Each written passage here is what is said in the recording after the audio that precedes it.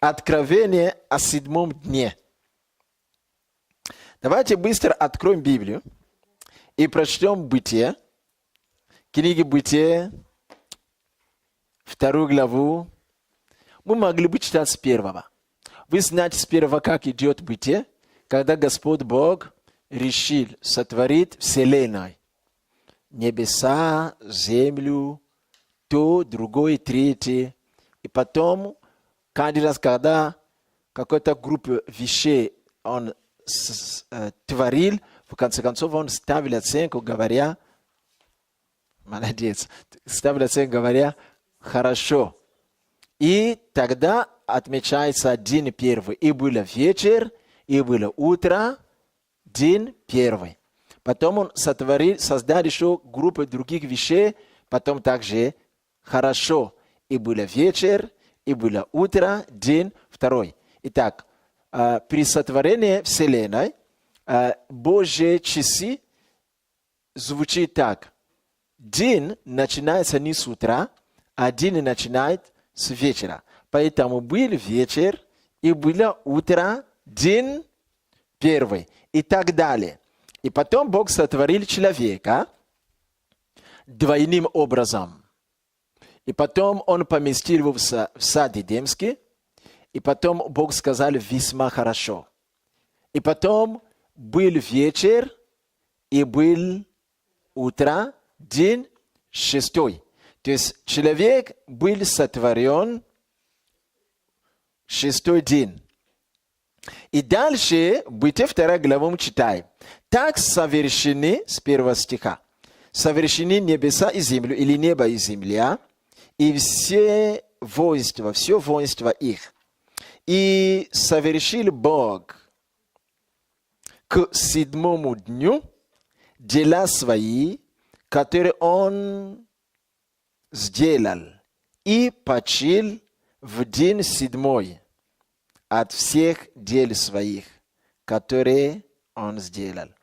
И благословил Бог 7 день и осветил его, ибо в этот день Он почил от всех дел своих, которые создал. Аминь. Итак, Бог 1, 2, 3, 4, 5 творил, создавал много чего касательно нашей Вселенной. И верим, что и касательно зеркальной Вселенной, то есть мир ангелов. В 6 день Бог создал человека. Сотворил и создал человека. Поместил в сад Эдемский, который Он приготовил заранее для них. Стало быть, что все, что творил Бог, Он творил это с целью. Все, что Он создавал в течение 5 дней, Он создавал это с целью. Цель всего, что Бог совершал, заключается в человеке. Например, если семья ждет ребенка, жена забеременела, в течение того, как они ожидают ребенка, родители начнут что-то покупать. Кроватик, да, пеленка и еще много чего. То есть к тому дню, когда ребенок рождается, большинство вещей уже готовы. Точно так же, то есть эти вещи родители покупают или создают с определенной целью, чтобы передать ребенку, чтобы это все служило ему. Правда?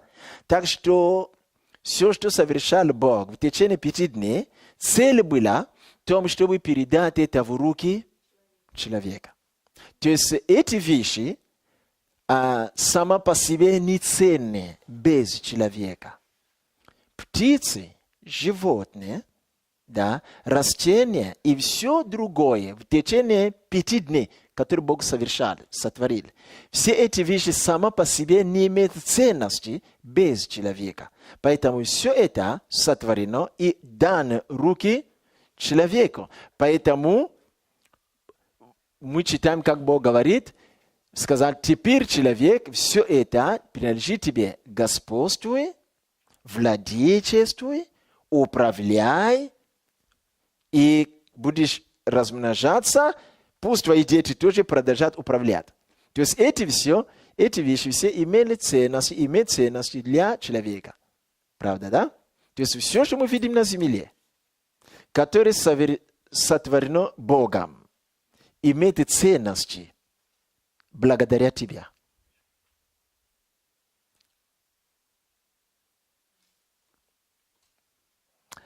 Хорошо. Мы идем дальше. И написано, что когда он закончил, окончание было тем, что он сотворил человека, дали ему все.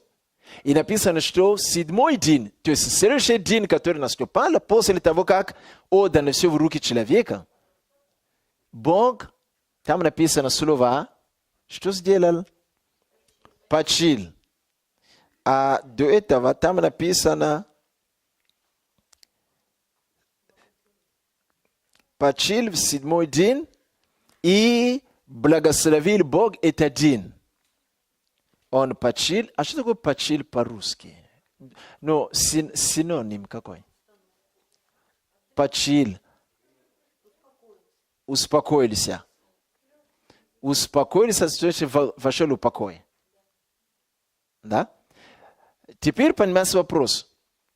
Он почил, он успокоился.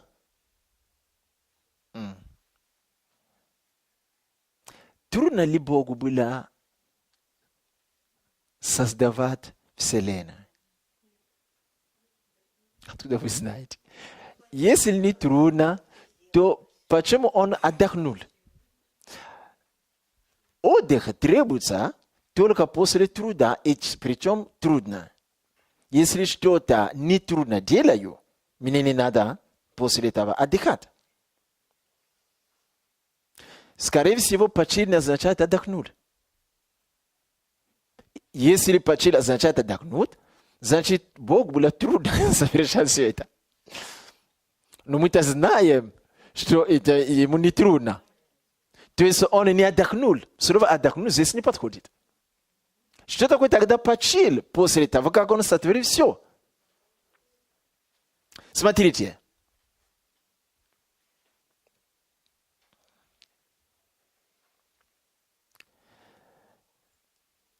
Он вошел в покой.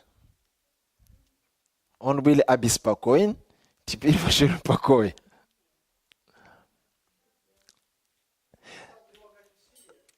Он умиротворился. Он дошел до цели. То, что он планировал. То есть слово «почил» здесь, это более сложное слово в понимании.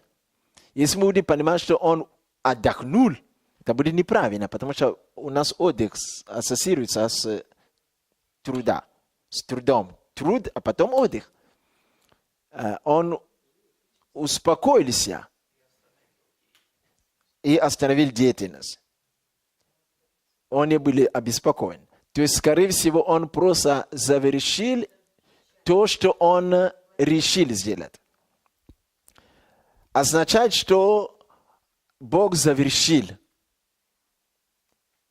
Но он не перестал действовать или создавать. Потому что если Бог останавливается и перестает создавать или действовать, тогда это другой Бог. Истинный Бог продолжает делать. Поэтому Иисус, придя на землю, Он сказал, как Отец мой делает, так и я делаю. Я ничего не делаю, если я не увижу делающего Отца. То есть Бог всегда что-то делает. Но относительно того, как Он сотворил и для чего сотворил мир, то есть наша Вселенная, написано, что Он завершил.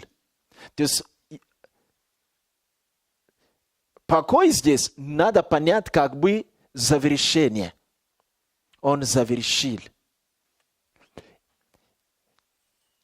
То есть Бог завершил и осветил этот день.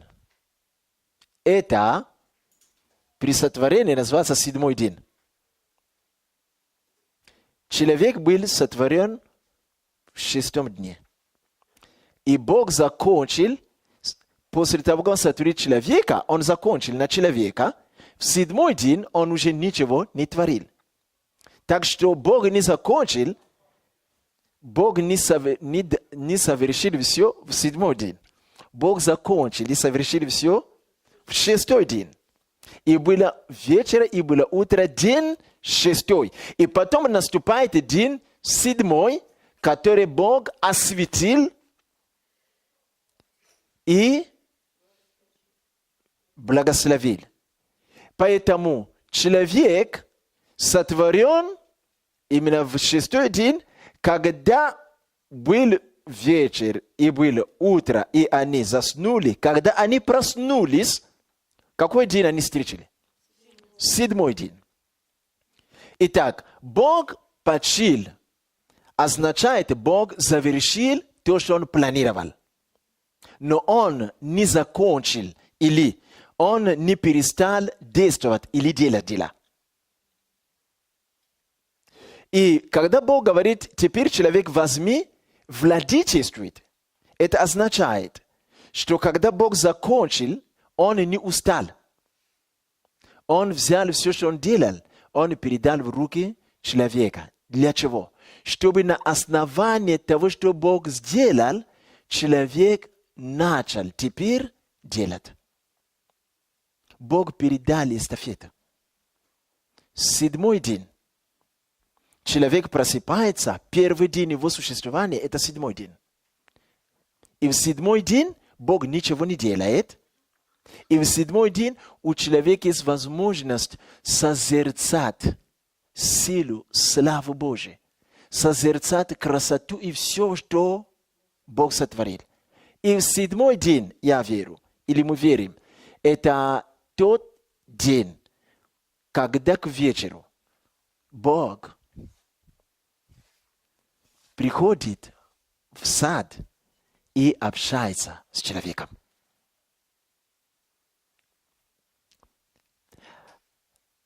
Это означает, что человек получает в 7-м дне отдых. Человек сотворен в 6-й день. Когда он просыпается, первого дня существования, он что делает? Трудится. Он отдыхает. Что такое отдыхает для человека? Он никогда не трудился. Его только создали. Он проснулся и видит новый мир в новом теле. И он что делает? Слово очень подходит. Он созерцает красоту. Вау! Вау! Вау! И потом к вечеру приходит Господь, и они общаются. Так что 7-й день Бог осветил. Что такое осветил? Он отделил для себя. Подождите. А что другие дни он отделил для человека? Человек же все равно до этого не был. То есть, скорее всего, 7-й день Бог отделил для общения с человеком. Общение с человеком должен быть тогда цель. Почему в другие дни Бог не отделяет для общения? Хотя общение возможно. Он отделяет только 7-й день для общения. Значит, есть цель. То есть 6 дней, что Бог не хочет общаться с человеком? Хочет. А почему Он только 6-й отделяет? Отделил, осветил для общения, для человека. На самом деле, Бог отделил 7-й день не для себя, а для человека. Потому что Бог не устает. Потому что Бог живет вне времени. Дни к Нему не имеют отношения. Поэтому не может быть такое, что это дни слишком обеспокоены. Я выбираю другой день, чтобы со мной встречались. Как будто бы он зависит от дней. Бог не зависит от времени, Бог не зависит от дней. То есть Бог сотворил Вселенную, сотворил времена, годы, знамения всего этого. И все это для человека и поместить человека туда. Поэтому, отделяя седьмой день, освящая седьмой день, он все это делает для кого? Для человека, потому что сам Бог живет вне времени. То есть мы не можем сказать: Господь, сегодня же понедельник, в понедельник мы только это делаем. Мы говорим: это ваш понедельник. Я живу вне понедельника. Если он живет вне времени, значит он живет вне даты. И все это, он как бы находится вне. А все это, и даты, и числа, и день, и ночь, он наблюдает за всеми этими как будто снаружи. Там кто находится? Человек. Поэтому седьмой день – это день, который Бог благословил и отделил для человека. Он отделил этот день для того, чтобы именно в этот день человек мог общаться с Богом.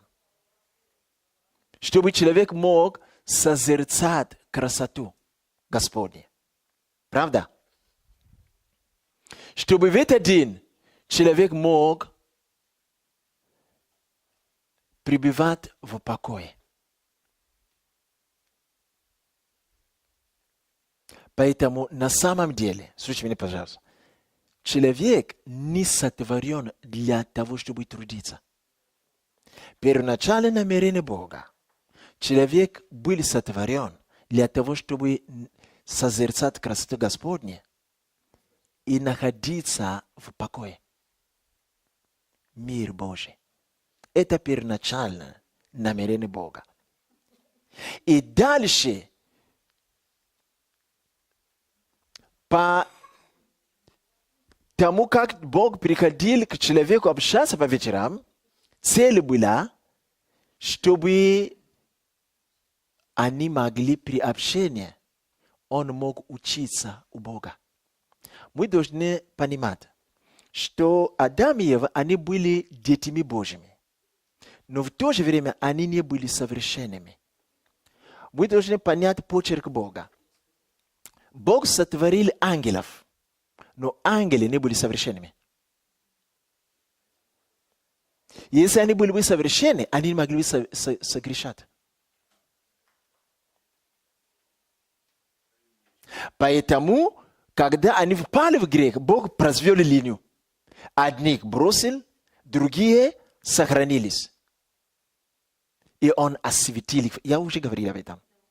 Теперь точно такое же параллель на земле. Теперь эти существа Адам и Ева также сотворены как духи. Но Бог не дал им природы ангельской. Эти духи Он поместил не в тело ангельское, а в тело из праха человека, чтобы курировать вселенную, где есть земля, прах. Но внутри они духи, поэтому мы двойные. Они были сотворены как бы вместе с ангелами в Боге, но поместили не поместили их в тело ангельское, но в тело, которое приобретает другое название, человеческое.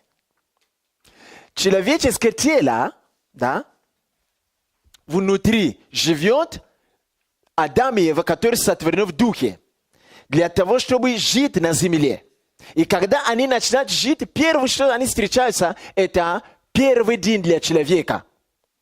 Это седьмой день для всего, что Бог совершал, но это первый день для человека. И первый день для человека, когда он просыпается, он видит красоту.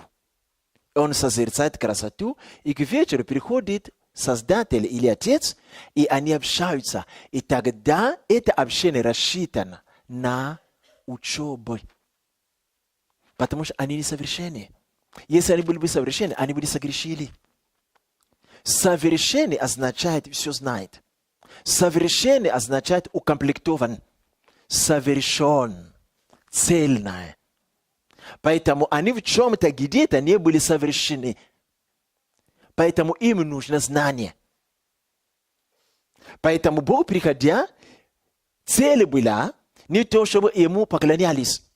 Цель была в том, чтобы учить их, чтобы они перешли от младенчества к становились отроками в духе. Отроки становились юношами в духе. И потом зрелыми в духе. К тому времени они бы успели узнать много о дереве познания добра и зла. Они бы успели съесть все плодов, которые им понравятся, в том числе и дерево жизни. И последний урок, я верю. Бог бы рассказал бы много о дереве познания добра и зла, и потом рассказал бы им о Люцифере. Все. Они были бы укомплектованы. Они были бы завершены. И после этого они уже не могли уже умереть и согрешать. То есть это Бог всегда так делает. Когда Он что-то высвобождает, Он дает этому паузу. Это называется испытание. Испытание времени. Бог всегда дает испытание времени. Испытание не означает страдание. Не всегда. Некоторые испытания приходят как бы в виде страдания. Другие испытания – это просто ожидание.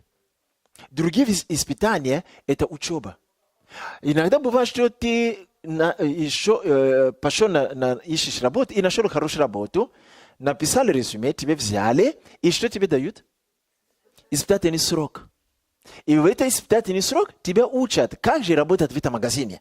Хотя ты вообще знаешь, и они поняли, что где ты работал, но в данном магазине они начинают тебя учить, где что. Испытательный срок. То есть Бог всегда дает испытательный срок. Я верю, что это был испытательный срок для них, чтобы они учились, пока они не будут укомплектованы. Но, увы, сатана, зная, что Бог всегда делает такую паузу, он поторопился, чтобы искушать их. Но это не наша тема сегодня. Наша тема сегодня называется «Откровение о седьмом дне». Итак, когда Адам и Ева проснулись, первую их жизнь на земле в этом теле, они увидели покой. Так была красота. Они созерцали, они удивлялись. А потом пришел отец, хозяин. Потом они общались, задавали вопросы. Они наслаждались ответами. И так далее. Это значит, что Бог осветил и благословил седьмой день для человека. Это чтобы человек мог созерцать красоту Господню, именно как бы отдыхать в этой красоте. И в этой же красоте размышлять, поднимая вопросы именно к Богу, говоря, вот это что? А почему Господь сделал то? То есть седьмой день именно это день для таких вещей. Теперь мы пойдемте дальше. И вы понимаете, что сам Бог отделил и осветил седьмой день не потому, что Он устал, Бог не устает, не потому, что Он перестает действовать или делать, Бог никогда не перестает делать, Он всегда делает, действует, но Он завершил тот час, который Он наметил, достиг цели, но наполовину. И потом Он поставил туда людей, которые должны взять это как за основу, чтобы они дальше могли творить. Итак, Бог создал человека для того, чтобы посредством учебы и общения человек мог стать укомплектованным, чтобы быть способным владычествовать. То есть, то, что Бог дал ему, как ресурсы. Все, что мы читаем до 7-6 дня, это как база, на основании чего человек будет творить. Человек сотворен для того, чтобы творить, как его Отец. А что человек мог бы творить дальше? Мы не знаем. Потому что он не пошел по этому пути, уже пришел грехопадение. Я верю, что если грехопадение не пришел, Бог разговаривает с человеком, человек раскрылся полностью.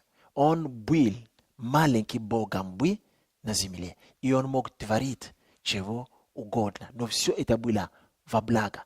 Он мог, как Господь сказал, они могли бы размножаться и творить еще какие-то другие вселенные и помещать туда своих детей. И они могли бы... То есть Бог имел цель воспроизвести себя в разных гранах вселенной. Вот для этого Бог сотворил человека.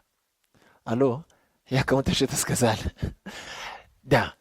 Это трудно нам понять, потому что мы по этим рельсам не пошли.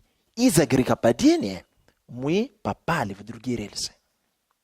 И в других рельсах, и мы уже думаем, для чего тогда Бог нас сотворил. А вот тут вопрос сложный. Трудно это найти. Потому что первоначальные цели сотворения были другие.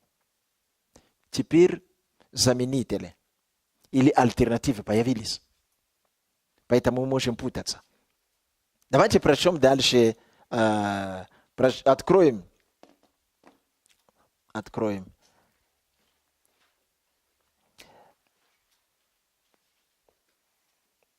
Исход. 20 главу. Мы читаем с 8 стиха. Бог дает заповедь и говорит: помни день субботный, чтобы осветить его. Кто будет освещать его? Человек. Видите? В Бытие мы читали, что Бог закончил, совершил все, благословил и осветил день субботний. Но когда Он дает заповедь, Он говорит человеку: помни день субботний, чтобы осветить его. Что такое осветить? Отделить, благословить и отделить. Да? То есть человек в контексте исхода, когда Бог дает заповедь, Он говорит, что человек должен научиться, что делать? Благословлять седьмой день, да? И осветить этот день. То есть отделять этот день. Для чего? Для общения с Богом. Поэтому там написано: 6 дней работай и делай всякие дела. А в день субботный, то есть в седьмой день, суббота. Видите, именно здесь седьмой день назван суббота. Не всякая суббота является седьмой день. Но седьмой день от Бога называется суббота.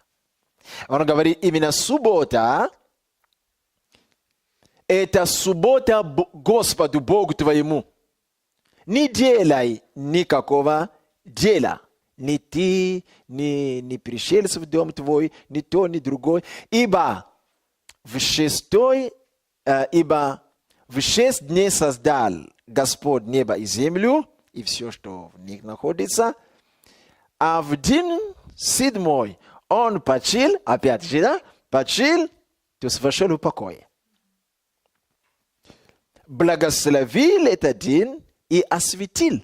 Теперь ты, человек, 7 день освещай этот день. Теперь не Бог будет освещать, а человек. Видите, у Бога есть всегда тенденция взять человека и сделать его, как и он сам. Что он делает вначале, теперь он будет делать, ты делай. То, что он творил вначале, пройдет время, теперь ты твори. Иисус сказал, дела, которые я творю сейчас позже, вы будете делать. Бог очень добрый Бог. Он хочет потянуть людей на свой уровень. Он не такой тиран, что я тут хозяин, вы всегда должны быть на нуле. Если что только я могу делать, вы ничего не должны уметь. Нет. Бог всегда подтягивает нас, чтобы я делаю, теперь ты делай. Я господствую, теперь вы начнете господствовать. Я живу как царь, теперь вы будете тоже царствовать. Он всегда хочет делиться. Понимаете, как понимать, что человек растет в духе? Один из признаков, что человек верующий, рожденный от Бога, духовно растет. Один из признаков. Это когда человек подтягивает других к тем высотам, которые он достиг в Боге. Если человек отталкивает, показывает, насколько он превосходит всех, и всегда так будет, скорее всего, он еще младенец в вере. Неважно, какой титул он занимает. Потому что это Божье сердце. Всегда подтягивает подтягивает на тот уровень, где он уже находится. Всегда сказал, я могу, я делаю, теперь ты тоже можешь учить и давать. Я царствую, теперь вы тоже можете царствовать. Поэтому он есть царь царей и Господь господствующий. Аминь. Он не эгоист. Он не эгоист. Поэтому, видите, Моисей другой. Подходит, утро говорит, дух сошел на старейшин. Пророчествовали, все старейшин перестали. Но двое, они усердствуют пророчествовать. Моисей говорит, ты ревнуешь за меня, что ли? О, если бы да, Господь взял бы дух пророческий и раздал бы всем, что все были пророками. Видите, как Моисей? Моисей чуть-чуть как Бог. Он подтягивает к себе всех. Не только я, и вы тоже. Это показывает, что Моисей были зрели в духе. Это один из важнейших принципов. Хорошо. Смотрите. Мы видим, что в контексте закона Бог говорит о 7 дне суббота. Но бытие, которое мы читали, закона еще не было. Правда? Но о 7 дне Бог уже говорил. Это значит, что 7 день это не заповедь, связана с законом Моисея. Бог просто перетащил это сюда. Но это уже существовало.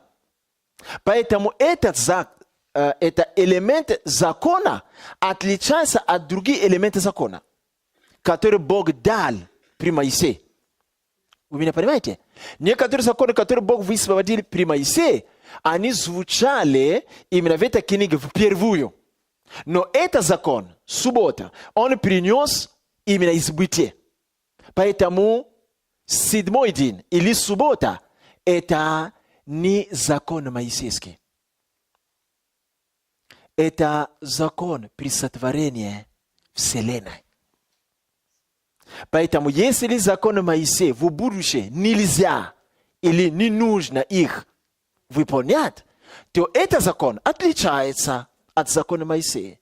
Другие. Это закон взят именно при сотворении Вселенной. Вы понимаете, да? Поэтому. Почему я об этом заговорил? Потому что вы видите верующие, которые носят с этими законами. И туда добавляют не кушать свинину, да? Не делать то, не делать то. И в том числе хранить субботу. Все перепутали. Не есть свинину, это закон Моисея. Этого не было при сотворении. Видите? А закон чтить субботу, это закон при сотворении. Мы не можем все это тащить и продвигать одновременно. Не получается. Все-таки Господь здесь говорит с ним об этом. Он говорит, 6 дней делайте свои дела. Подождите, вначале мы о ком-то читали, которые делали 6 дней все дела земли. Это кто? Сам Бог. И теперь он учит у людей, что теперь вы делаете, потому что человек сотворен по образу и подобию Божию. Поэтому Бог переносит теперь, и вы тоже люди, делайте дела 6 дней, всякое дело. А в 7 день осветите этот день. Видите, теперь не Бог этим занимается, а человек. Осветите этот день, и в этот день входите в покой. Сразу понимаете вопрос. Значит, и сегодня нам надо благословлять, освещать 7 день, суббота, и входить в покой. Мы на этот вопрос ответим скоро. Сегодня же. Хорошо, давайте пойдемте дальше. Давайте перейдем теперь в Новый Завет. Мы начали издалека, мы переходим к себе. Возвращаемся домой. Надо было увидеть историю, чтобы понять, откуда мы вышли. Евангелие от Марка, 2 глава, я читаю с 23 стиха. И случилось, что Иисусу проходит в день субботы засеянными полями, и ученики его дорогой начали срывать колосья и кушать. И фарисеи сказали: смотри, что они делают в субботу. И они вознегодовали. Иисус, отвечая им, сказал сначала о Давиде, как Давид вошел в храм и взял и ел хлеба со стола предложения и дал бывший с ним то, что никто не должен был есть, кроме священника. И потом в 27 стихе он говорит: и сказал им: суббота для человека, а не человек для субботы. Теперь мы понимаем, что Бог сотворил все в течение 5 дней. В 7-й день Он сотворил человека, кому принадлежит все. В 6-й день Он сотворил человека, кому принадлежит все. И 7-й день Бог дал покой. То есть человек просыпается в 7-й день. И Бог осветил этот день для человека. То есть это день не день для Бога. Это день для человека. Потому что Бог живет вне времени. Ему дни не нужны. А если даже сказать, что это день для Бога, то это для Бога по отношению к человеку. Потому что Бог вне времени. Ему все равно, понедельник или суббота. Утром или вечером. Поэтому Бог часто может иметь дело с нами и днем, и вечером. Когда мы спим, Бог, они спят. Он-то не спит. А у них ночью, Он и сон принесет тебе. Потому что он не считается с этим. Он считается с этим для нас, потому что он понимает, что наше тело после грехопадения начинает уставать, ночью спать хотим. Поэтому он жалеет нас. Но для него все это это вообще нету. Поэтому это день для человека. И Иисус сказал: суббота для человека, а не человек для субботы. Конечно. Если что-то для меня, а не я для чего-то, то кто, кем или чем может руководить или владеть? Суббота будет владеть и руководить человека, или человек будет владеть и руководить субботой? Суббота будет делать с человеком, что хочет, или человек будет делать с субботой, что хочет. Если мне дали, папа меня купил и дали, сказали: это теперь твое, я же могу делать с ним, что хочу. Или тетрад будет делать со мной, что хочет. То есть не человек для субботы, а суббота для человека. Правда? И дальше он говорит: поэтому Сын Человеческий есть Господин субботы. То есть он Господин субботы, царь над субботой. Он хозяин над субботой. И он взял то, над чем он является хозяином, он дал своим детям, что они делают с ними, что они хотят. Что они делают с субботой, что они хотят. Правда? Ну, логика. Сын человек есть господин субботы. А у меня тут ребята, я беру эту субботу, даю им. Потому что субботу я на самом деле имею для человека. Не человек для субботы. То есть Бог сотворил человека, не человек для субботы. Он сотворил субботу для человека. Поэтому, когда человек проснулся, первый день его существования в этом теле на земле, он встретился с субботой. Суббота ждали человека. Не человек ждал субботу. Вы понимаете? Конечно. Конечно, они не поняли это и пошли дальше усложнять. Но у нас есть великолепный учитель от Бога, который поможет нам разбирать эту мозаику. Итак, центральное местописание сегодня – это Евреи, послание апостола к евреям, 4 глава. Я поговорю с вами о некоторых вещах, которые будут очень новые для многих. Апостол говорит: посему будем опасаться, чтобы, когда еще остается войти, обетование войти в покой, скажи покой. И там написано покой Божий. покой его. Не отказался кто из вас опоздавший. Можно опоздать войти в покой Божий. Дальше. Ибо и нам оно, слово, возвещено, как и тем, но не принесло им пользы, слово слышанное, не растворено веру слышащих. А входим в покой мы, уверовавшие, так как он сказал, я поклялся в гневе моем, что они не войдут в покой мой. Хотя дела его были совершены еще в начале мира, ибо негде сказано о 7 дне так. И почил Бог в 7 день от всех дел своих. И еще здесь не войдут в покой мой. Итак, как некоторые остаются войти в покое, а тем, которые прежде возвещено, не вошли в него за непокорностью. Скажи непокорность.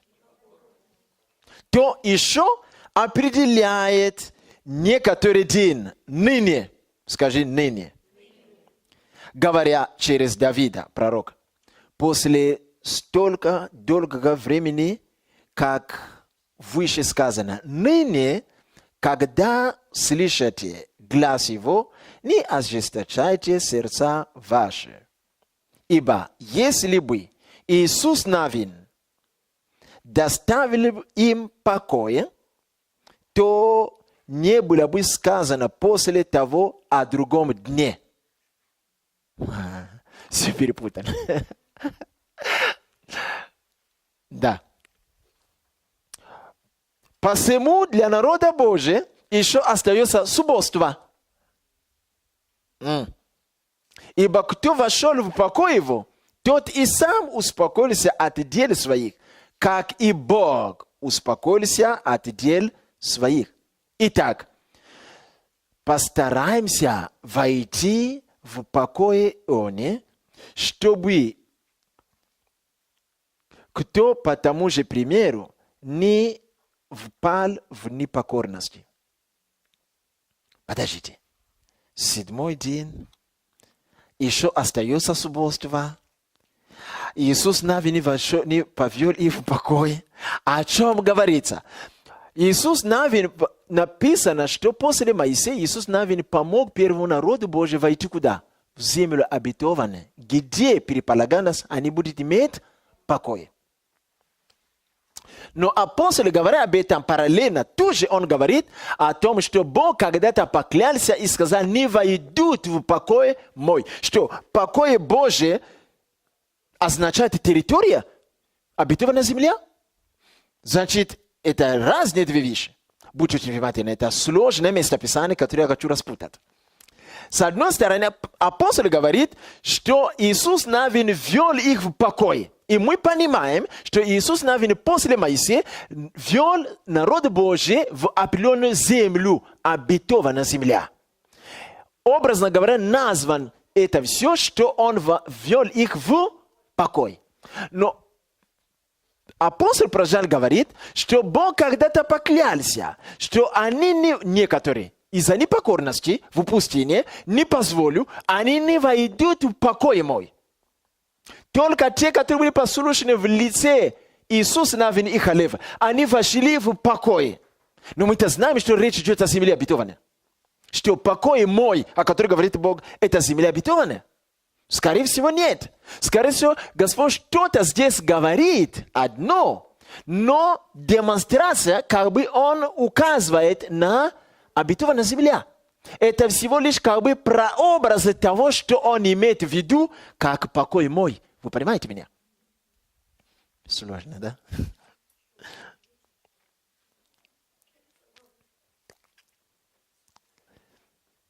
И еще хуже говорится, для непонятных, что для народа Божьего остается еще субботство. Тут меняется. Не написано, что остается суббота. остается суббота. Как это понять? То есть остается не суббота, а суббота.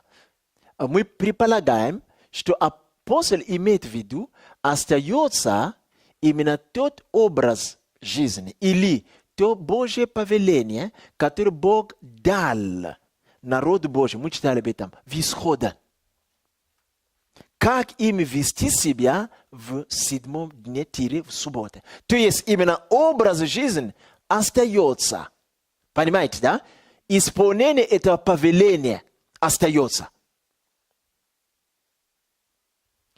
Исполнение этого повеления связано с конкретным временем.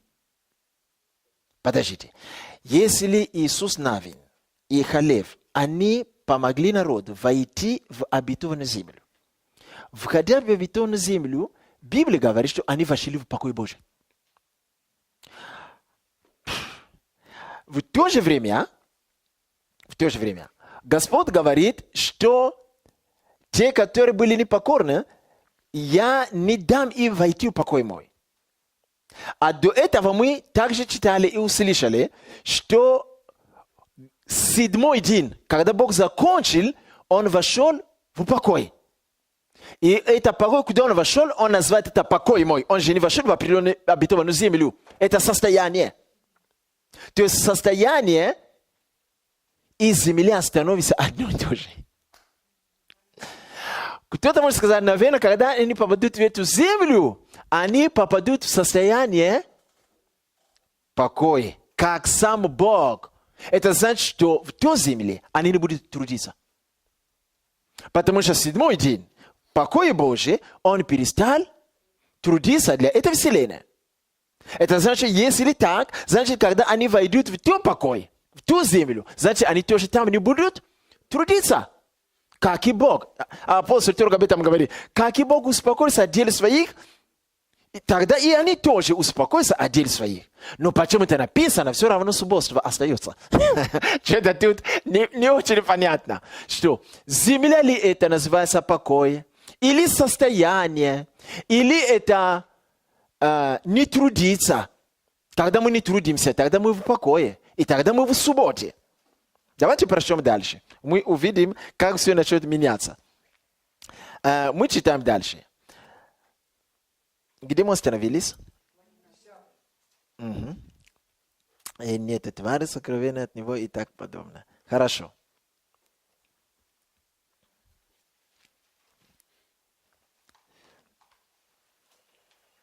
Там написано, ибо Слово Божие живо и действенно, острее всякого меча, байда острая и тому подобное. Хорошо. Смотрите. Там где-то еще мы читали, что если человек вошел в покой, то он успокоился, как сам Бог успокоился. В то же время написано, что для народа Божьего остается еще субботство. Как это понимать? Субботство. Покой Божий. Обетованная земля. Это все как будто идет по одной линии.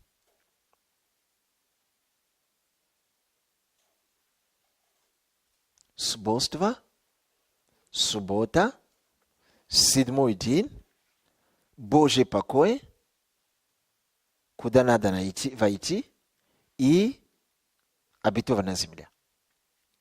Как все это построить так, чтобы все было правильно и хорошо? Смотрите. Однажды, я уже читал об этом, укоряли учеников и укоряли самого Иисуса, что Он делали дела в день субботы. Он исцелил одну женщину, которая имела пребывала долго болезнь, и сказали Иисусу, почему ты исцеляешь в день субботы? Иисус сказал, если у вас есть это осел или овцу, Вы же будете кормить его даже в день субботы. Или если он упал в яму, вы же вытащите его в день субботы. Итак, что делать? Добро делать или зло делать в день субботы? Это значит, что Иисус Христос говорит о том, в день субботы можно, нужно и можно все-таки что-то делать. Или хорошее, или плохое. Они говорят, не делать ни хорошее, и ни плохой, но оставаться пассивным.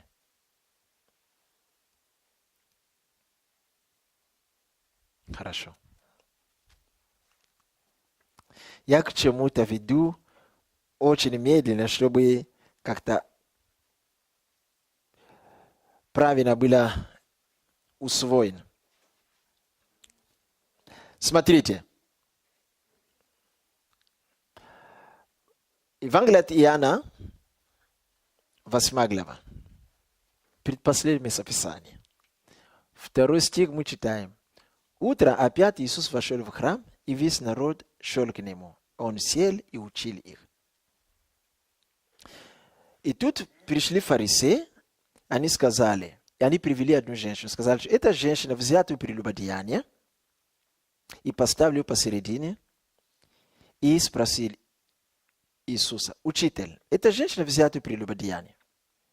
А Моисей в законе заповедовал побивать их камнями. Вы помните это случай. Иисус склонился и писал на земле. Иные языки он писал там. А потом он сказал, кто без греха, пусть первый бросит камень. Они посмотрели друг на друга, и один за другим смылись оттуда. Потом, когда он закончил писать, посмотрел и сказал, женщина, где твои обвинители? Иди, больше не греши. Иисус сказал, он есть господин субботы. И когда переходят к Иисусу с женщиной, которая взята в грехе, Господь Иисус отпускает его, ее. Что такое суббота? Суббота – это то место, где Бог не налагает на нас бремя. Это то место, где Бог не налагает на нас штрафы. Суббота – это то место, где Бог снимает с нас нагрузки. Иисус Христос есть суббота. Поэтому как только мы переводим кого-то, даже самого большого грешника, к Иисусу, все, мы спасли этого человека. Вне Иисуса они могли побить ее камнями. Они сделали добро ей, не понимая, думая, что они делают зло. Привели к кому? Если хочешь сделать самое большое, или хочешь сказать человеку, сделай самое большое зло, которое только можешь. Возьми грешника, да, приведи к Богу, чтобы Бог убил его. Приведи к Иисусу, чтобы Иисус убил его. Это будет самое большое для тебя зло.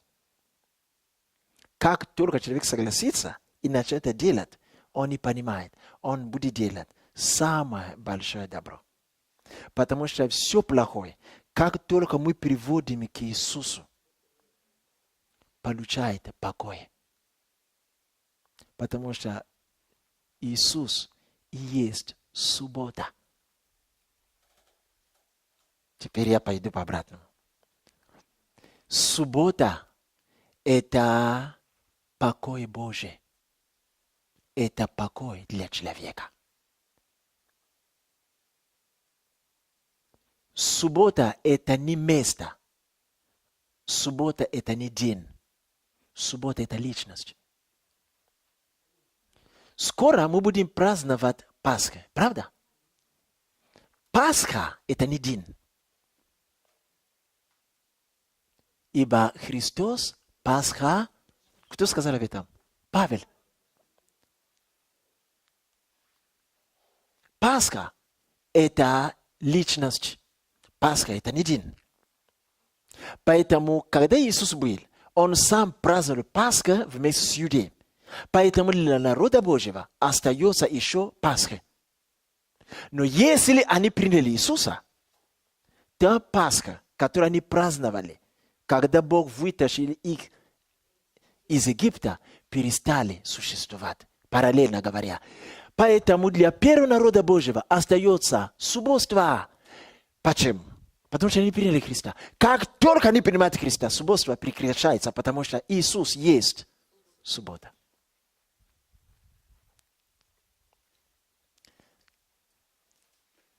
Суббота – это та личность, где мы имеем покой. Что значит покой? Мы попадаем в духовную землю обетованную. Потому что во Христе, вот земля обетованная для нас, во Христе. Когда мы попадаем именно у Христа или во Христе, мы попадаем в субботу.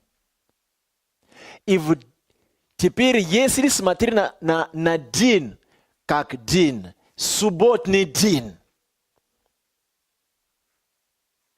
в субботний день ты можешь жить как угодно. Можешь творить, что хочешь. Потому что суббота для рожденного свыше человека, верующего, это не день, это личность. Именно в этой личности с нас снимают всякое бремя. Поэтому Евангелие от Матфея, 11 главу, 28 стих, Иисус сказал: «Придите ко мне, все труждающиеся и обремененные. Я что сделаю? Успокою вас. Возьмите иго мое, потому что иго мое легко, и вы найдете покое душам вашим». Где мы найдем покой душам нашим? У Него. Седьмой день – это личность. Хорошо, давайте я вам помогу. Дерево, жизнь, которая была рядом с деревом познать добро в бытие. Где это дерево находится? А на земле где? Аминь. Дерево, которое там было, на самом деле, это личность, это Иисус. Поэтому седьмой день, который Богу сказали, это покой мой, я осветил его, это Иисуса, который Иисус в послании Иоанна будет говорить: того ли Отец осветил и послал в мир, вы говорите, что Он богохульствует? Видите, Он использует тоже такое же выражение. Бог Отец осветил его и благословил. Это седьмой день. Точно так же мы читали в бытие, что Он осветил этот день и благословил. Точно так же Бог Отец делает с Иисусом. Он осветил его, благословил и послал в мир. Потому что Он есть седьмой день. Седьмой день, суббота. Это личность, это Иисус. Когда мы приходим к Нему, когда мы попадаем в Него, тогда мы уже субботствуем давно. А для первого народа Божьего еще остается субботство. Я читал об этом, да? Почему? Субботство их закончится. То есть они не будут сидеть в какой-то день, чтобы не трудиться. Не дай Бог, ты селишь кого-то в субботу. Не дай Бог, это грех. Тебе надо светить этот день, это великий день. Иисус говорит: день, который вы ждали. Вот я. Много чего, что Бог открывал в бытие, в исход. И в пророках замыкается во Христе. Пасха – это Христос. Аарон, первосвященник, это Христос. Мелхиседек – это Христос. Седьмой день – это Христос. Агнец, который Авраам будет переводить вместо Исаака, это Христос. Поэтому, когда он будет говорить, что ваш отец Авраам, в кавычках, видел меня, видел мой день. Они сказали: тебе еще даже 50 лет нет, ты сказал, что ты видел Авраама, и хуже, Авраам видел тебя. Ты что ты себе делаешь? Это написано в Евангелии от Иоанна. Иисус говорит, вы не понимаете, потому что принижили Авраам стал Авраамом, я уже есть. Но он видел меня, не в духе, а реально. Почему? Потому что я был там. Агнец, заклан. То есть много чего, что мы читаем в Библии, которые какие-то вещи, какая-то территория, какие-то образы, большинство из всего этого, это какие-то грани личности Иисуса Христа. Поэтому суббота – это Иисус. Когда мы приходим к Нему, мы получаем покой. И найдете покой душам вашим. А в Бытие мы читали, что Бог дал им покой, Адам и Еву в 7-й день. И в Исходе мы читаем, не делай то и то и то, потому что это один день покоя. В Евреи мы читаем, что Иисус Навин ввел их в покое. Но апостол пишет об этом с сомнением, говоря, если Иисус Навин ввел их в покое, тогда Бог зачем опять говорит о покое? Видите, это что Иисус Навин ввел их в территорию, которая является, образно говоря, место покоя. Эта территория указывает на истинную территорию, которая есть в... Аминь. Когда мы начинаем рассматривать Писание с этой точки зрения, много чего становится просто понятно. И все эти ссоры, разделение между церковями, даже 1 копейки не стоит. Надо просто взять учителей, которые будут учить правильно. И тогда вы увидите, как все вот эти деноминации, они попросят друг друга прощения, и мы станем одно целое. Как суббота может разделять людей? Суббота разделяла фарисеев от учеников Иисуса. Они кушают, делают, исцеляют больных, изгоняют бесов в субботу. Нет, все, они плохие. Поэтому Иисус сказал, а в субботу что надо делать? Хорошо делать или плохо? Исцелять или делать людей больных? Оживлять или умерщвлять? Что надо делать? Он спрашивает, что надо делать в субботу, по вашему мнению? Когда у вас там овечка упала в яму, вы же вытаскиваете, пусть он пропадет там, умрет, потому что суббота. То есть подсознательно вы чувствуете, что в субботу все равно надо делать добро. А почему тогда вы укоряете моих учеников? Потому что в субботу призван, чтобы делать добро. Потому что во Христе мы можем делать только добро. Поэтому суббота это не какой-то день. 7-й день перестал быть днем физически. 7-й день теперь стал личностью, которая есть Иисус Христос. Аминь. Слава Богу. Сегодня я, учитывая, что я хотел быстро поделиться с вами, потому что это откровение, оно не очень сложно в понимании. Точно же, как и Пасха. Пасха, да? Понимаете, если апостол Павел в Библии не указали сразу, что Христос есть Пасха наша, сегодня и Пасха разделяют бы тоже людей. Конечно. Все бы праздновали Пасху, какие-то числа, какое-то... И было бы, говорю вам, были бы разделения.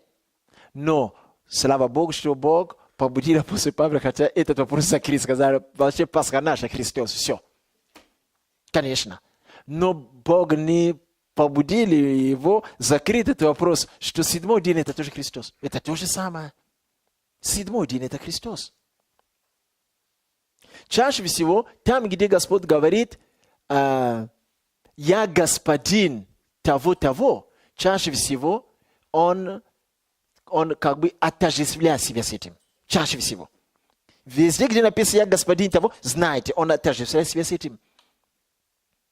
С другой стороны, как ни крути, мы выйдем сюда. Потому что, смотрите, вы помните, однажды, какое-то воскресенье было, это было учение об ангелах. Когда было 3 братья с нами, я продемонстрировал, что как Иисус уничтожил себя до нашего уровня человека, а потом Бог воскресил его и дал ему место выше всех. И теперь через возрождение мы тоже посажены во Христе. И там Иисус называет нас, не стыдится назвать нас братьями и сестрами. То есть посажены на одном и том же уровне в нем, во Христе. Вы помните об этом, да? И ангелы, если, когда мы были вне Христа, ангелы были сильнее нас, когда мы перешли именно во Христе, рядом с Христом, как они служат Христу, так они начинают служить и... Конечно. Поэтому написано, ангелы есть существа, которые Бог посылает на служение. Кому? Видите? Потому что нас повысили на уровне Христа. Конечно. Видите? Теперь здесь Иисус и мы. Когда Павел, тогда еще Саул, он гоняет и хочет убивать те, которые посажены во Христе, то есть церковь. Когда Иисус открывается ему, что он говорит? Что ты гонишь моих? Нет. Что ты гонишь меня? Он отождествляет себя. Он есть Господь наш, поэтому он отождествляет себя с нами. Вы меня понимаете? Стало быть, что поскольку Иисус говорит, я господин субботы, возрожденный, который потянул на его уровень, тоже становится господин чего? Субботы. Поэтому нелепо будет. Возрожденный христианин во Христе ограничивал себя из-за дня, из-за день, из-за субботы. Не получается? Это как будто бы Иисус был на земле. Говорит, я сотворил все, но в седьмой день я ничего не должен делать. Пусть люди умирают, я не буду исцелять их, потому что, не дай Бог, я нарушу субботу. Он же есть господин субботы. Поэтому человек во Христе становится точно так же господин дела, которые я творю, и вы будете... Мой отец стал теперь ваш отцом. То есть Иисус потянул нас на свой уровень, и мы во Христе. Мы можем точно так же вести себя или действовать, как маленькие Иисусы в миниатюре. Потому что его власть распространяет на нас. Его титул распространяет. Он сам приходит, говорит, я Христос. А мы приходим, мы говорим во имя Иисуса Христа. Видите? То есть духовный мир теперь воспринимает почти что одинаково. Кстати, тут есть главный вопрос. Скажи во Христе. И мы на это закончим. Главный вопрос это во Христе. Во Христе это территория. Во Христе это духовное место. Во Христе это конкретная духовная страна. Во Христе это город, который выпустит все, которые там находились в свое время, на новую землю, которая есть Новый Иерусалим. Во Христе. Поэтому сейчас все в теле или вне тела, которые покидают эту землю, они продолжают жить во Христе. Никто еще в Новом Иерусалиме не живет. Новый Иерусалим еще закрыт. Если, например, японцы решили распространить машины свои Toyota в Ростове, чтобы люди здесь покупали. Как вы думаете, они оттуда начнут приземлять машины в каждый дом и прилагать? Нет. Куда эти машины перевозят? Салон. Это есть во Христе. И только после того, как из салона машины выходят, купили, тогда она начинает бегать по нашему городу. То есть город для этой машины закрытый, но салон открытый. Салон это преддверие к Ростову, чтобы эти машины имели право бегать по Ростову. Это прообраз. Также во Христе. То есть сейчас все души, живые и мертвые во Христе, находятся в нем, во Христе. Когда все закончится, и Бог распределит всех, и тогда Он выпустит нас именно с Христа, и мы войдем куда? Новый Иерусалим, новая земля. Именно во Христе и есть суббота. Что означает, как Бог успокоился от дел своих. Но я же доказал это, что Бог до ныне продолжает действовать. А что значит Он успокоился? Он успокоился соответственно того, что Он хотел сделать для человека, чтобы дать ему основание, чтобы на это основание он мог также действовать как владыка. Тот, кто владычествует, его называют, конечно, он сказал владычествует. Но владычество наше стало с трудом, потому что грех вошел в мир. Нас переместили. Грех переместил нас на другие рельсы.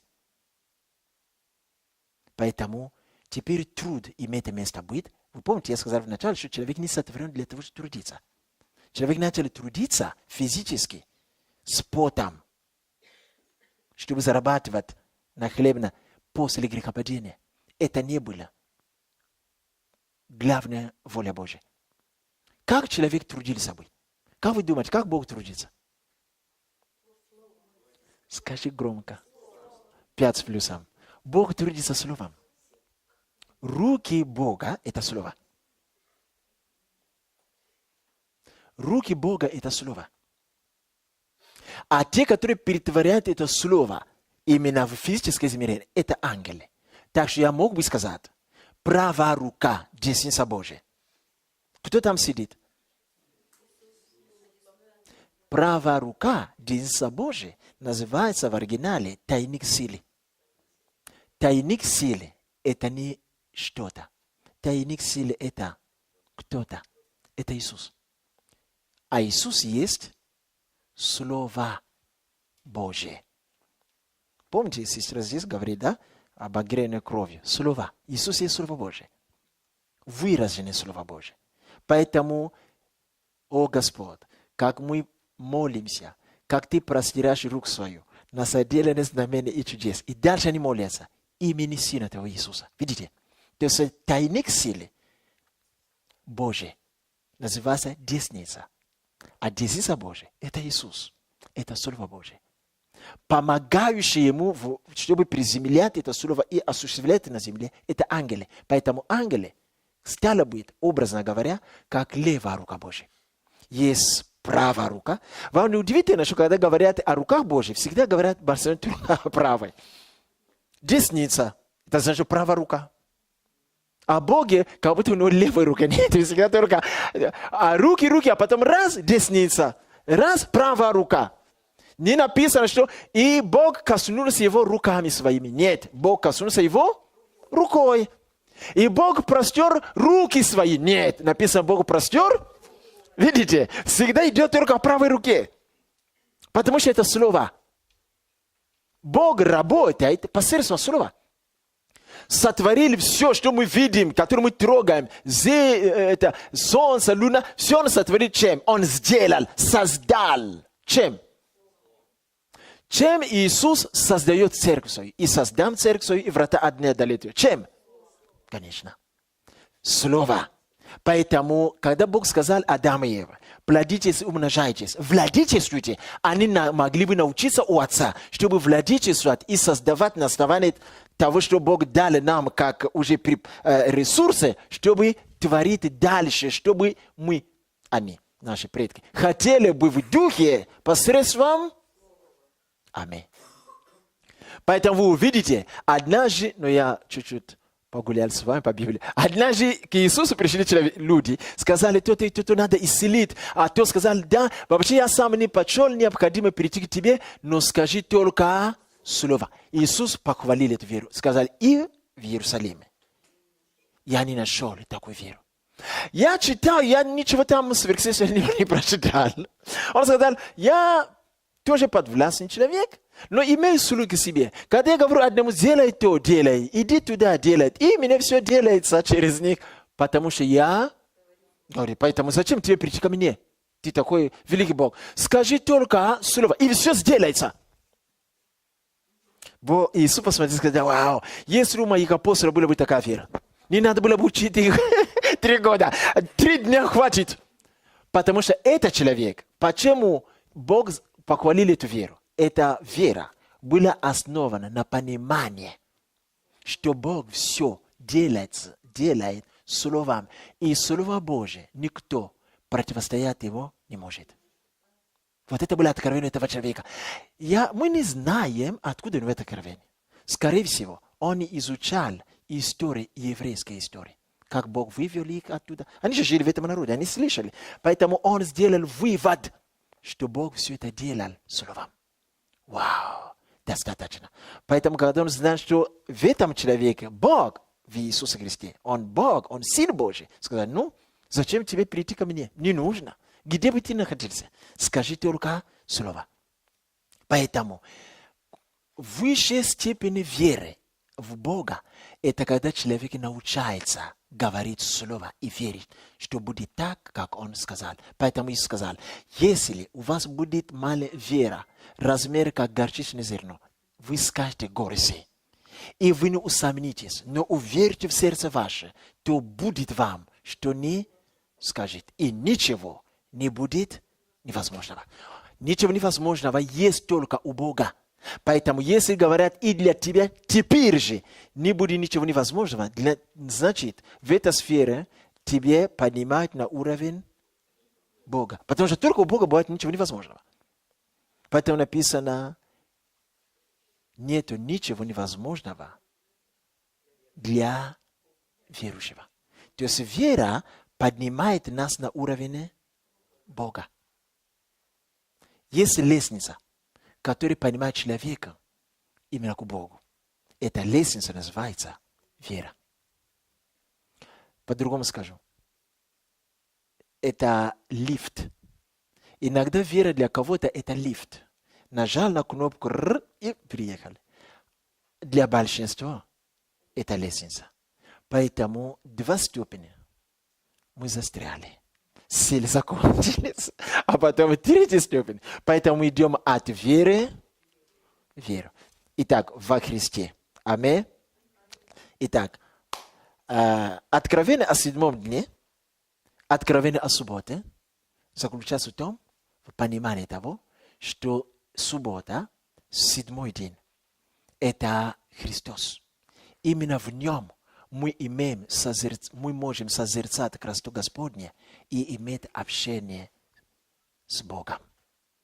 Как и Бог сделал от начала бытия, что эти ребята должны были созерцать красоту Господня и общаться с Ним. Это была цель 7 дня.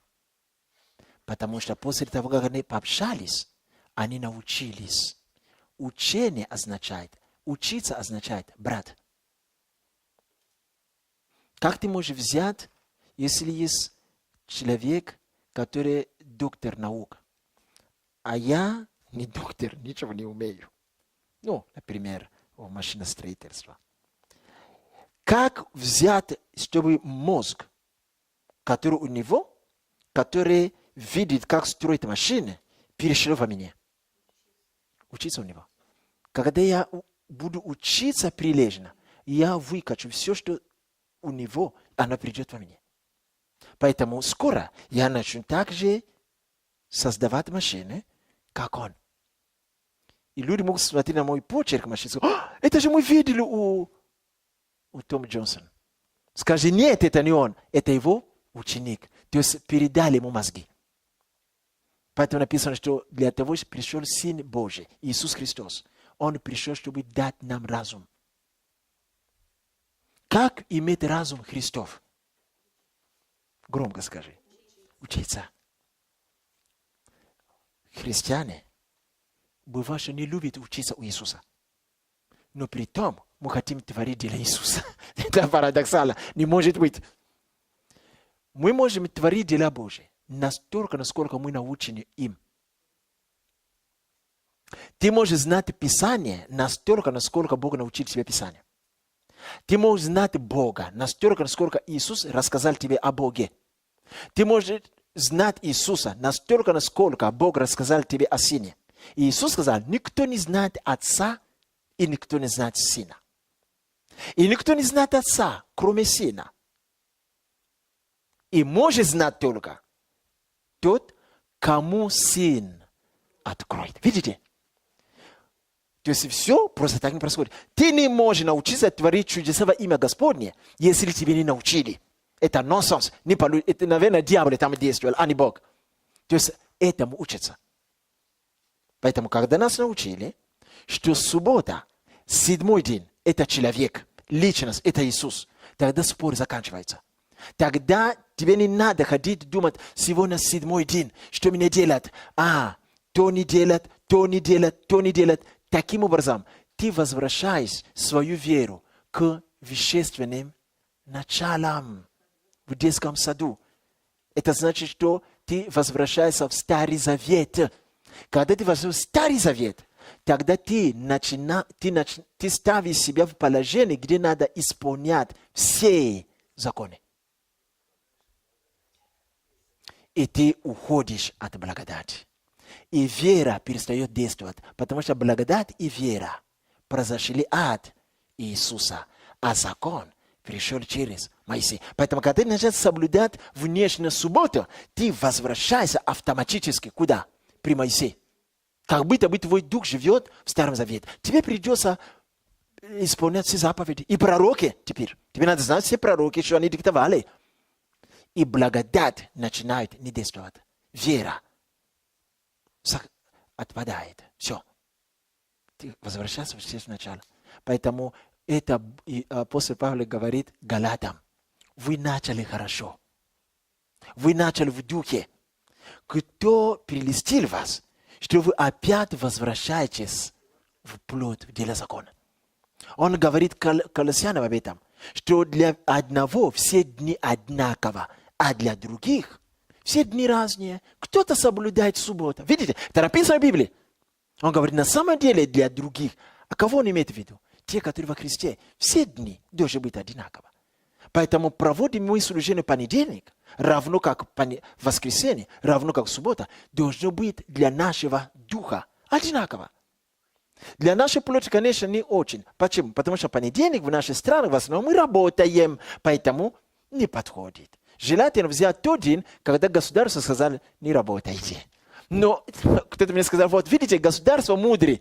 Они высвободили субботу для церкви. Вы что? Они дали субботу нам. Вы что? Я не понимаю. Это я, господин субботы. Вообще, суббота это не день. Суббота это личность, куда мы вошли. Придите ко мне все труждающиеся и обремененные, и вы найдете покой душам вашим. Они не войдут, их души не войдут в покой мой. Но теперь во Христе мы входим в... Поэтому Павел говорит, постараемся войти в покой его. В кого он имеет в виду? Во Христе. Уверуйте в Христа, вы войдете в покой его. Аминь. Слава Господу. Давайте станем и поблагодарим Господа. Все вопросы отпали?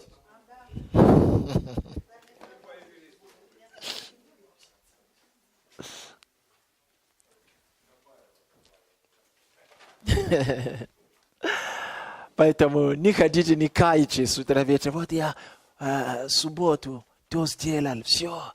Если я только сделал понедельник, не было у меня греха. Но как я сделал в субботу, вот грех меня. Вы что? Нет такого. Потому что где Дух Господень, там свобода. Аминь. Свобода во Христе. Аллилуйя. Отец Небесный, мы благодарим Тебя. Мы хотим учиться у Тебя, Господь. Мы знаем, что Ты принес нам разум. Мы хотим расти в уме Христовой, принимая Твои мысли, Твою волю, Твое понимание, знание через учение и учительство. Переливай свой разум в нас, чтобы мы имели и росли в разуме Христов. Спасибо, Господь, за откровение о 7 дне. Мы благодарим Тебя во имя Иисуса. Спасибо Тебе, Господь. Аминь.